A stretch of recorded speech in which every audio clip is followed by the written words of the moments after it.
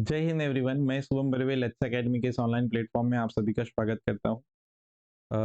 हम जो है इसके पहले वाले जो लेक्चर हुए हैं उसमें हम लोग क्या पढ़ रहे थे, आइसोमेरिस चैप्टर पढ़ रहे थे। तो आइसोमेरिस चैप्टर के अंदर जो है हम लोग जियोमेट्रिकल आइसोमेरिस पढ़ रहे थे। उसमें जियोमेट्रिकल आइसोमेरिस के टाइप्स चल रहे हैं हमारे।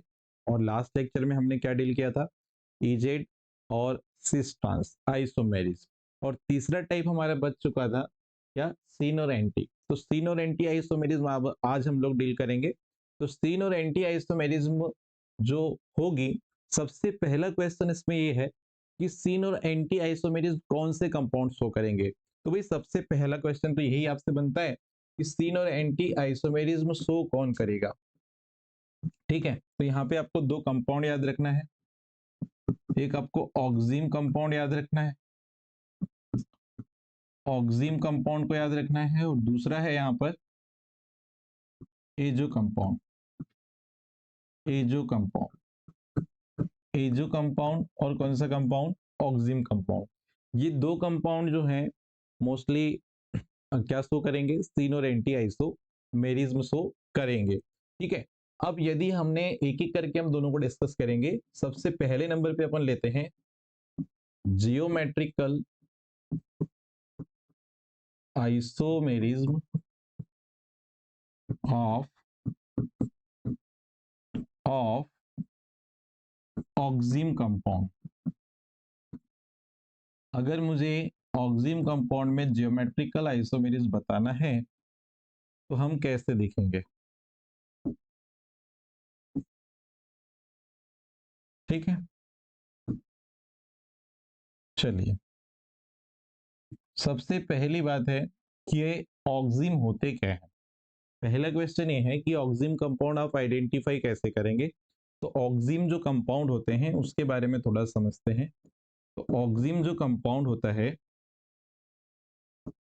इनका जनरल स्ट्रक्चर अगर हम देखें तो ये कुछ ऐसे होता है। Carbon double bond nitrogen, nitrogen से एक क्या लगा है OH, और इस कार्बन की दो वैलेंसी फ्री होती है, जो कार्बन और हाइड्रोजन दोनों से कंप्लीट हो सकती है। कार्बन से एक वैलेंसी कंप्लीट होना ही चाहिए, दूसरी वैलेंसी कार्बन या हाइड्रोजन से होती है। अच्छा, ये ऑक्सीम जो कंपाउंड अपन बात कर रहे हैं, ये बनते कैसे हैं, सबसे पहला क्वेश्चन। तो इनको बनाने के लिए हम लोग क्या करते हैं, प्रोसीजर क्या है। तो बेटा एल्डिहाइड या किसी कीटोन, एल्डिहाइड या कीटोन को जब हाइड्रोक्सिल एमीन के साथ, हाइड्रोक्सिल एमीन के साथ रिएक्ट करवाया जाता है तो यहाँ पे क्या बनते हैं बच्चों, ऑक्सीम बनते हैं। और इस प्रोसेस में वाटर मॉलिक्यूल का रिमूवल होता है। इस प्रोसेस में क्या होता है, वाटर मॉलिक्यूल का सिस्टम से रिमूवल होता है। चलिए एक एग्जांपल से आपको क्लियरिटी आएगी। जैसे मान लीजिए हमारे पास एक एल्डिहाइड है CH3CHO। ठीक है, ये वाला जो ग्रुप है एल्डिहाइड ग्रुप है। इसका नाम क्या होता है, कोई बताएगा। इसका नाम है एसीटेल्डिहाइड। ठीक है, एसीटेल्डिहाइड की रिएक्शन जब हम लोग हाइड्रोक्सिल एमीन के साथ कराएंगे तो यहां से क्या रिलीज हो जाएगा बताइए, वाटर। मतलब यहां पर ध्यान देना, यहां से ऑक्सीजन ये दो हाइड्रोजन के साथ मिलके क्या निकाल देंगे, वाटर। और ये डबल बॉन्डेड कार्बन किससे जुड़ जाएगा, नाइट्रोजन से। तो देखिएगा ये बनेगा CH3 CH double bond N और ये क्या है OH। ठीक है, बन गया ऑक्सीम। अब चूंकि एसिटेल्डिहाइड से ऑक्सीम बन रहा है, इसलिए इसका नाम हम बोलते हैं एसीटेल डॉक्सीम। क्या नाम बोल देते हैं, एसीटेल डॉक्सीम इसका करेक्ट नाम हो जाएगा। अब मुझे अगर सीन और एंटी आइसोमेरिज बताना है, ठीक है, और भी एग्जांपल मैं आपको बताऊंगा।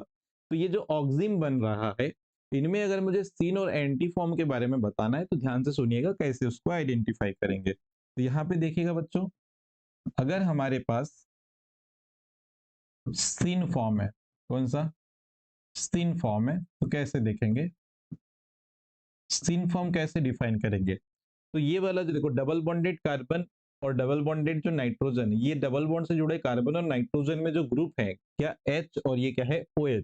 तो कार्बन से हाइड्रोजन जुड़ रहा है और नाइट्रोजन से क्या जुड़ रहा है, OH। तो यहाँ देखना है कि सीन फॉर्म में क्या होता है, जब सेम साइड, क्या same side hydrogen and OH group add हो,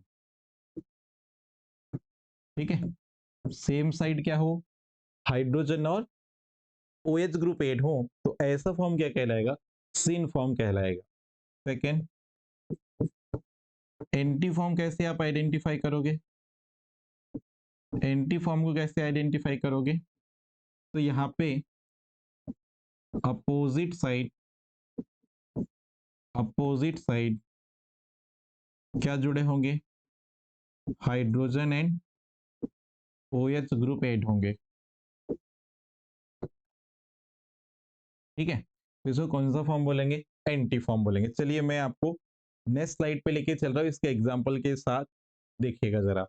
अगर मान लीजिए अभी जो मैंने फर्स्ट एग्जांपल आपके सामने रखा था, फर्स्ट एग्जांपल अगर हम यहाँ देखते हैं कैसे, जैसे हमारे पास यहाँ पर है नाइट्रोजन डबल बॉन्ड कार्बन, इस कार्बन से एक क्या लगा है H, एक क्या लगा है CH3 ग्रुप, यहाँ पर नाइट्रोजन से क्या जुड़ा है OH, और नाइट्रोजन के पास एक क्या होता है लोन पेयर, क्या होता है लोन पेयर होता है, ठीक है जी। अब यहाँ पर देखो ये जो मैंने मॉलिक्यूल लिखा हुआ है इसको हम क्या बोलते हैं, एसिटेल डॉक्सी, इसको हम बोलते हैं एसिटेल डॉक्सिम, ठीक है जी। अब इसमें आप क्या देख रहे हो, इस पे OH ग्रुप और H ग्रुप सेम साइड आ रहे हैं, तो इसको हम क्या बोल सकते हैं, इसको हम बोल सकते हैं यहाँ पर सिन एसिटेल डॉक्सिम, क्या बोल सकते हैं इसको, सिन एसिटेल डॉक्सिम, इसका नाम हो जाएगा सिन एसिटेल डॉक्सिम।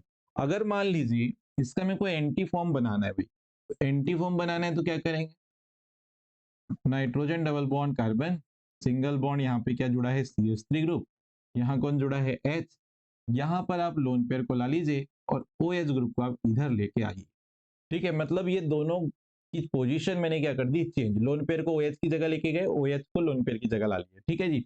अब क्या देख रहे हो आप, अब हम ये देख रहे हैं कि OH और H ग्रुप जो है वो एक दूसरे से अपोजिट आ रहे हैं, तो बेटा इसको अपन इस बार क्या नाम देंगे, इसको अपन इस बार नाम देंगे एंटी एसिटेल डॉक्सिम, इसको अपन ये नाम दे देंगे anti एसिटेल डॉक्सिम।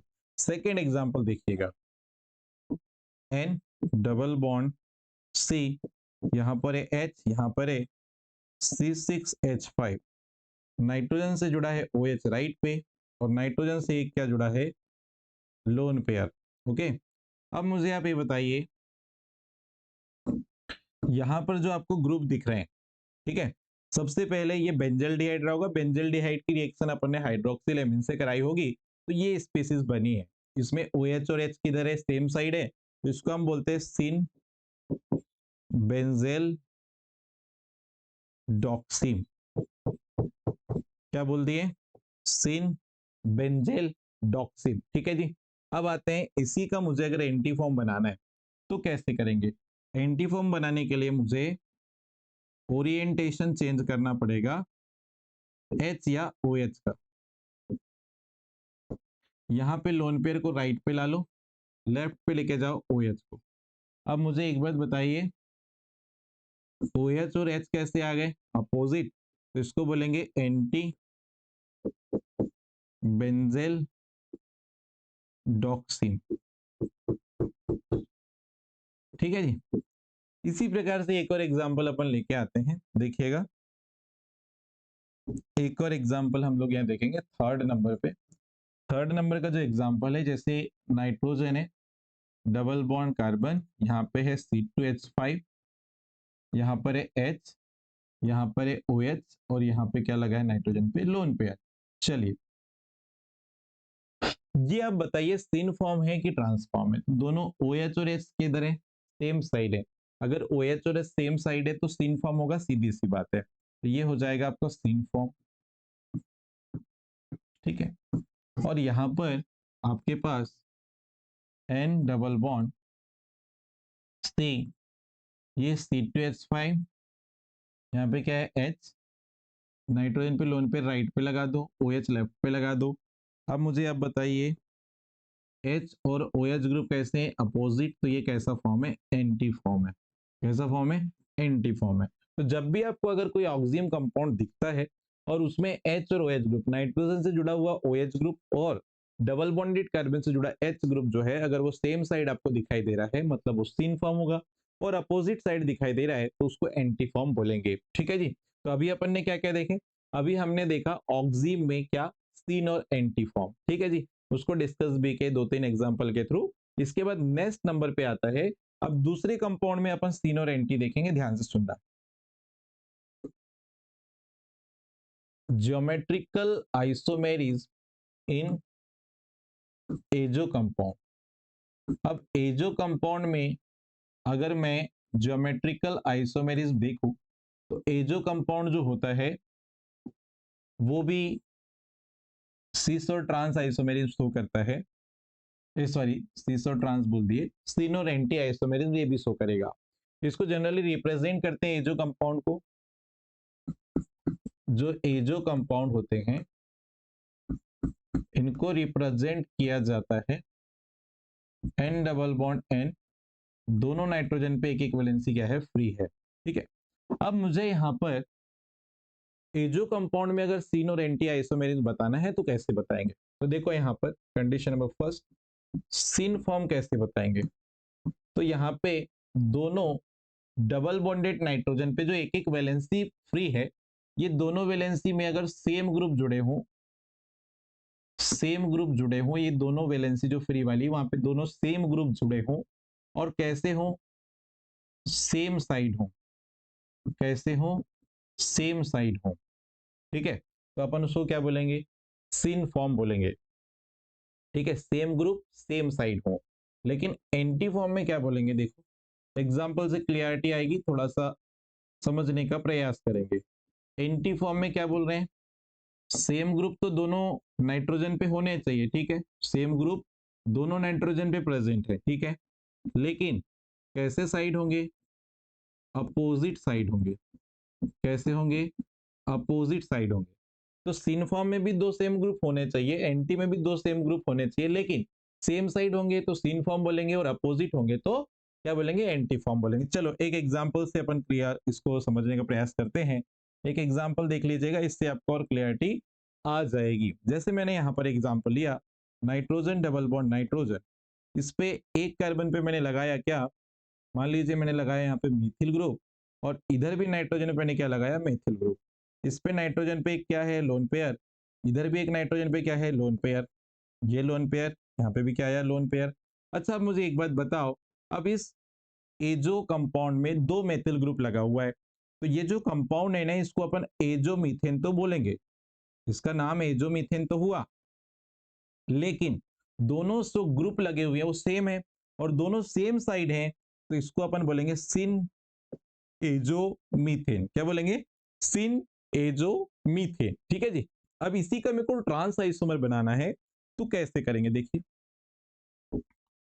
N double bond N, किसी भी एक नाइट्रोजन से जो मेथिल ग्रुप लगा है उसका वो स्टीरियो चेंज कर दो बस।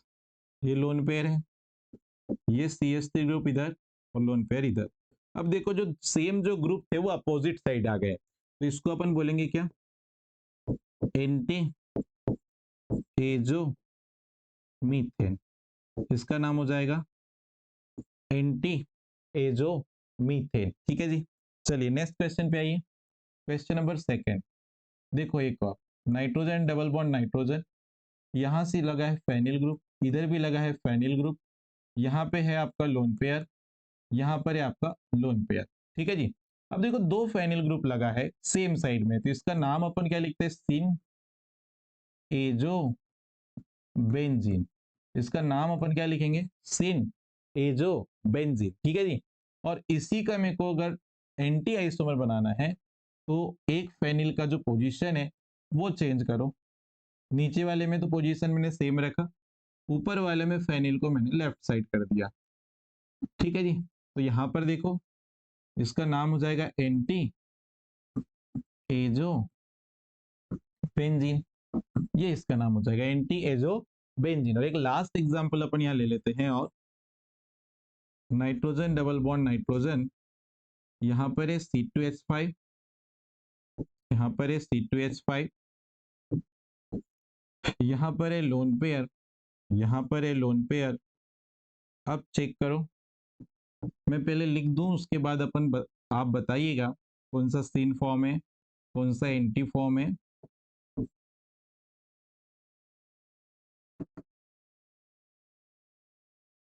ओके जी, देखो जरा, यहाँ पे दोनों नाइट्रोजन से जो ग्रुप लगे हैं वो एथिल ग्रुप लगे हैं, तो इसका नाम तो हो गया एजो इथेन, ठीक है। लेकिन यहाँ पे सेम साइड है, तो सिन एजो इथेन हो गया ये। और इसके बाद वाला देखो, जो आपके एल्किल ग्रुप या जो भी ग्रुप लगे हैं वो अपोजिट साइड है। एल्किल ग्रुप यहाँ कैसा लगा है, अपोजिट साइड है, तो इसको बोलेंगे एंटी एजो इथेन। क्लियर है। तो ये दो टाइप के आपके पास कंपाउंड थे, एक एजो कंपाउंड और एक क्या था आपके पास, ऑक्सिन, जिसके अंदर सीन और एंटी आइसोमेरिज्म हमने देखा। अब इसके बाद एक इंपॉर्टेंट कॉन्सेप्ट आपके साथ डील कर रहे हैं, ध्यान से समझिएगा। अगर मुझे नंबर ऑफ ज्योमेट्रिकल आइसोमेरिज्म निकालना है पॉलीन्स के अंदर, ठीक है, पॉलीन्स का मतलब डबल बॉन्ड जब भी किसी कंपाउंड में दो या दो से ज्यादा बार आते हैं तो उनको हम क्या बोलते हैं, पॉलीन्स, ठीक है जी। तो यहां पर अपने पास अब हेडिंग रहने वाली है number of geometrical isomer, important है, number of geometrical isomer in Pauline. Pauline का मतलब है जिसमें ऐसे कंपाउंड जिसमें दो या दो से ज्यादा क्या हो, डबल बॉन्ड हो, ठीक है, क्या हो, डबल बॉन्ड हो, उनको हम क्या बोल देते हैं, पॉलीन्स। ओके जी, ठीक है। तो यहाँ पे ना अपन दो केस पढ़ेंगे, केस नंबर फर्स्ट क्या है वो देखिए, उससे आपको क्लियरिटी आएगी।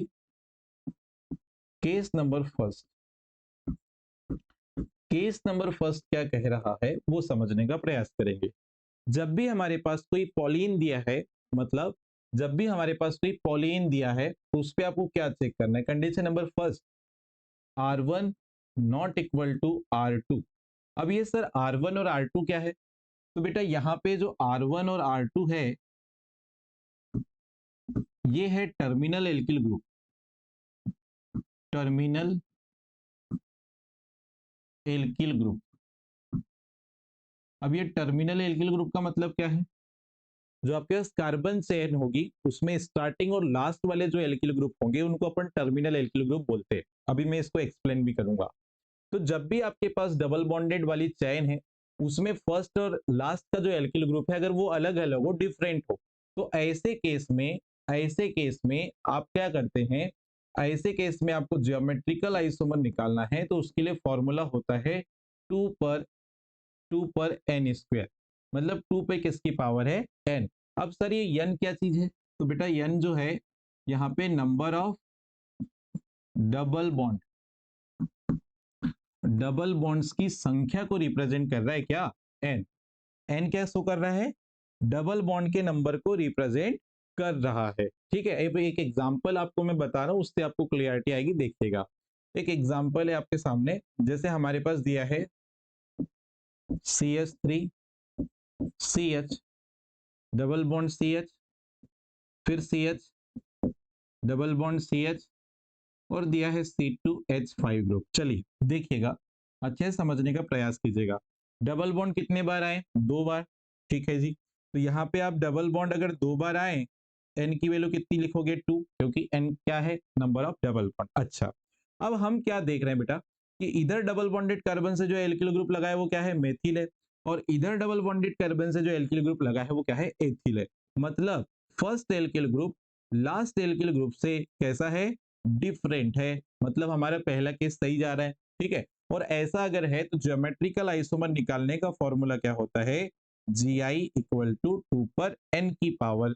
तो एन का मतलब यहाँ तो हमको क्या पता है, नंबर ऑफ डबल बॉन्ड, और इस चेन में कितने डबल बॉन्ड आ रहे हैं, टू, तो टू पे कितनी पावर आ गई, टू, और इसका क्या मतलब है, टू से टू, टू का कितने बार मल्टीप्लाई, टू टाइम, तो बताइए कितना आ गया, फोर। तो हमारे पास इस मॉलिक्यूल के लिए कितने ज्योमेट्रिकल आइसोमर आएंगे बताइए, फोर ज्योमेट्रिकल आइसोमर आएंगे, कितने, फोर आ जाएंगे। चलिए एक और एग्जांपल में लेके आता हूं आपके लिए, ध्यान से समझने का प्रयास करना। चलिए सेकेंड नंबर के क्वेश्चन पे आते हैं, क्वेश्चन नंबर सेकेंड। अगर मेरे पास सेकंड नंबर का क्वेश्चन है कुछ इस तरह से, CH3 CH double bond CH CH double bond CH CH double bond CH और ये है लास्ट में C2H5। ठीक है जी। चलिए फिर से हमारे पास एक लॉन्गेस्ट कार्बन चेन है जिसके अंदर डबल बॉन्ड के नंबर अगर हम देखें तो डबल बॉन्ड के नंबर कितने आ गए 3, तो n की वैल्यू क्या आ गई 3, n की वैल्यू क्या लिख दोगे 3। अच्छा आप ये बताओ कि फर्स्ट वाला एल्किल ग्रुप जो है वो लास्ट वाले एल्किल ग्रुप के इक्वल है क्या? नहीं जी, यहाँ मेथिल ग्रुप है और यहाँ पे डबल बॉन्डेड कार्बन से इस साइड में क्या जुड़ा है एथिल, मतलब ये सेम नहीं है। मतलब हमारा जो पहला फॉर्मूला था जीआई निकालने का वो यहाँ काम करेगा 2 पर n की पावर, यही वाला जीआई वाला फॉर्मूला लगा के ज्योमेट्रिकल आइसोमर निकालेंगे इसके लिए। ठीक है जी। तो बताओ n की वैल्यू कितनी बेटा यहाँ पे, जीआई इक्वल टू 2 पे क्या पावर है 3, तो क्या मैं इसको ऐसा लिख लूं 3 बार 2 को मल्टीप्लाई करना है, ठीक है ऐसे, तो कितना आ गया 8, 2 का क्यूब क्या हो जाता है 8, डायरेक्ट अपन कर सकते हैं। तो हमारे पास इस मॉलिक्यूल के लिए कितने जीआई पॉसिबल हैं, 8 पॉसिबल है। तो याद रखना है ज्योमेट्रिकल आइसोमेरिज्म अगर पॉलीन से आएगा तो आपको ये कंडीशन देखना है और उसको अप्लाई करके आपको आंसर लाना है। और इस फॉर्मूले से ये जो केस हम आपको बता रहे हैं इससे प्रीवियस में क्वेश्चन आ चुके हैं, इंपॉर्टेंट है। अभी हम जब आपको प्रीवियस के क्वेश्चंस करवाएंगे आइसोमेरिज पे तो उसके अंदर आप इससे रिलेटेड क्वेश्चंस भी देखोगे। ठीक है, अभी केस नंबर फर्स्ट हुआ है, अब हम केस नंबर सेकंड की बात करते हैं। केस नंबर सेकंड देखिएगा, case number second, case number second में हम क्या चीज देखेंगे ध्यान समझिएगा। केस नंबर सेकंड हमसे ये कहता है कंडीशन नंबर फर्स्ट,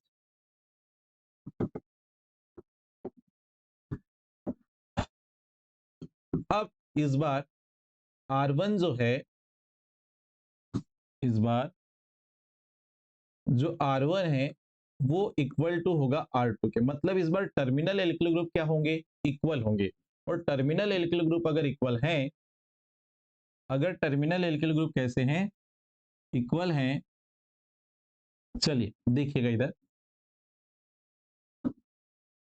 पहली कंडीशन मैंने क्या बोला, फर्स्ट वाला एल्किल ग्रुप और लास्ट वाला एल्किल ग्रुप कैसा होना चाहिए, इक्वल। इसमें आपको एक बात याद रखनी है, अगर ऐसी कंडीशन आ जाती है तो जीआई निकालने का जो फॉर्मूला बनता है वो कैसे बनता है, 2 पर n-1 की पावर प्लस 2 पर p-1 की पावर, ये जीआई निकालने का फॉर्मूला बनता है जी। ठीक है, अब ये जो p आ रहा है यहाँ पर, अब ये p को कैसे निकाला जाएगा, तो p इक्वल टू होता है n/2। ठीक है जी, p इक्वल टू क्या होता है n/2। इसको कैसे देखेंगे, तो ये वाला जो फॉर्मूला ये कब लगाना है, जब n की वैल्यू आएगी इवन, इवन का मतलब है सम संख्या में हो, मतलब डबल बॉन्ड या तो 2 हो 4 हो 6 हो, ऐसे इवन नंबर पे आएंगे n की वैल्यू, तब p का फॉर्मूला ये लगा के आपको p सॉल्व करना है। लेकिन अगर आपको ऑड नंबर पे अगर n की वैल्यू दिख जाए, तो n की वैल्यू अगर ऑड नंबर पे दिखे, मतलब डबल बॉन्ड कैसे आ जाए ऑड नंबर पे, तो p के लिए ये वाला फॉर्मूला लगाना है। इवन नंबर पे आया तो ये वाला फॉर्मूला लगाना है। क्लियर है जी। तो ऑड बोले तो 1 3 5 7 9 ऐसे वाला। ठीक है, तो ऐसे आपको याद रखना है। चलो एक क्वेश्चन देखते हैं, उससे आपको और क्लियर होगा। क्वेश्चन नंबर फर्स्ट देखिए, CH3 CH double bond CH single bond CH double bond CH,